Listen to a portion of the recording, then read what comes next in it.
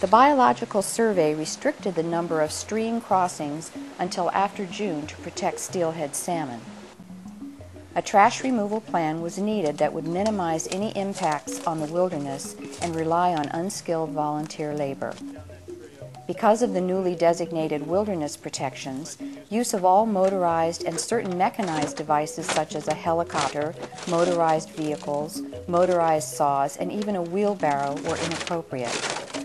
Other challenges included the need to reduce trash to manageable sizes and how best to handle diverse materials such as metal and steel water piping, corrugated fiberglass sheets, and deteriorating car batteries. Portable oxygen acetylene cutting torches could be used in the wilderness area to cut machinery to a manageable size and weight only until the fire season began. Other tools that could be used were sledgehammers and an impact cable cutter. Woven fiberglass feed bags closed with plastic cable ties were selected to package small loose material like household trash and broken glass. These are actually feed bags. At least that's the primary use of them. And one of our members has a bunch of horses and recommended that we consider them. And then we're using these plastic cable ties to secure the trash bag. There it is. Pretty compact package to pack out of the backcountry. For the deteriorating car batteries, plastic boxes with snap-on lids were used, then sealed with duct tape. Duct tape was also used to bundle loose items like cut lengths of pipe. Milled lumber from the lapidary shop and suspension bridge would be burned on site during the wet season by Forest Service fire personnel. The timeline called for the project to begin in April 2004 and run through September 2004. On the third weekend of April, 8 volunteers set out for the first VWA outing. They worked to improve the trails to be used in the project area, deconstructed the lapidary shop, sorted out some of the large machinery that would be cut with the torch, and bagged smaller items of trash. Next, on the first weekend in May, 8 volunteers, including 2 welders, cut all of the large items at the McGranahan cabin site and the lapidary shop to backpack size. With the start of the fire season fast approaching, there was no time to lose getting the field work started, and in particular doing the necessary cutting torch work.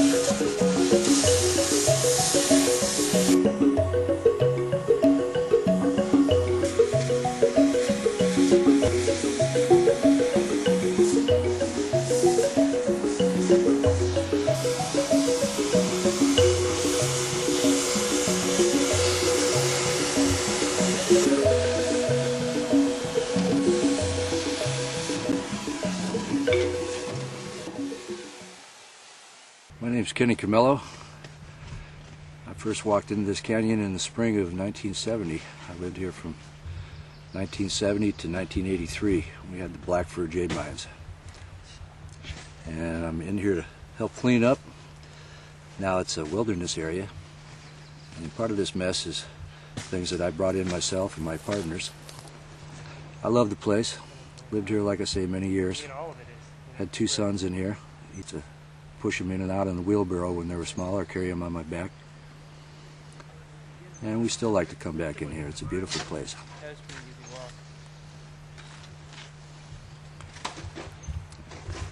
We get rid of all the signs of human habitation back in here. 50, 100, 200, 300 years from now, it'll still be a beautiful place. Game carrier backpacks were selected to transport garbage loads from deep in the wilderness to interim staging areas and later to the trailhead where a truck would move garbage out to a dumpster.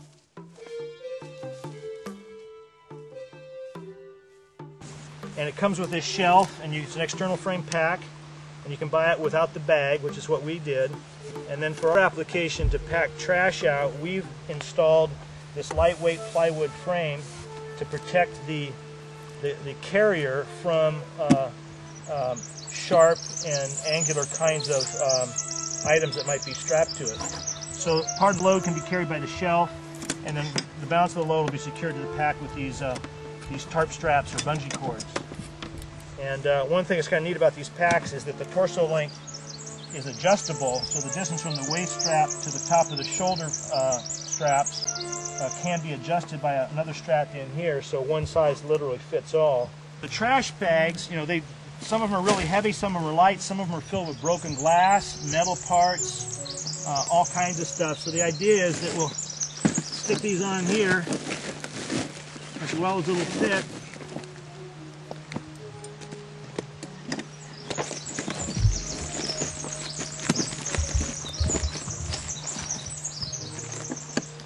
Strap them on with the bungee, and in some cases, if the load's light enough, I think we could actually put a second one on and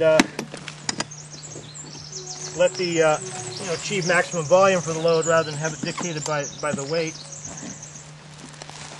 And that'd be ready to go out. On the weekend of May 29 and 30, 2004, 8 volunteers moved 70 backpack loads of bagged trash, bundles of piping and corrugated fiberglass sheets, and machinery parts from the lapidary shop area to the staging area at the McGranahan cabin site. Time was also spent bagging small items, including the remnants of an old burn pile that included some particularly nasty tidbits.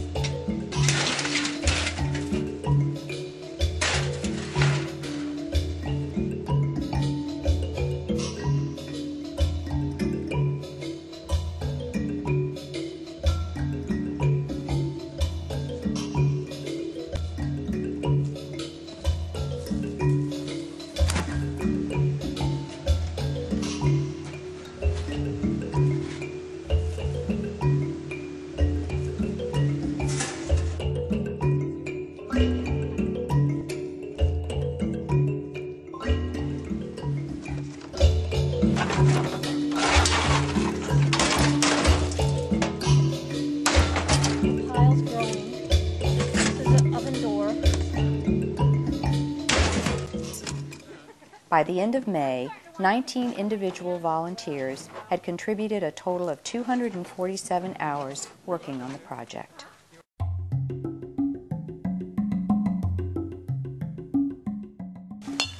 On a weekend in early June, a crew of VWA volunteers began bagging the trash at the Hobbit plane.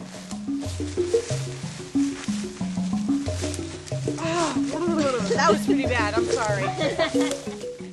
By day's end, they had filled over 70 bags of trash and stockpiled them for future transport from the wilderness.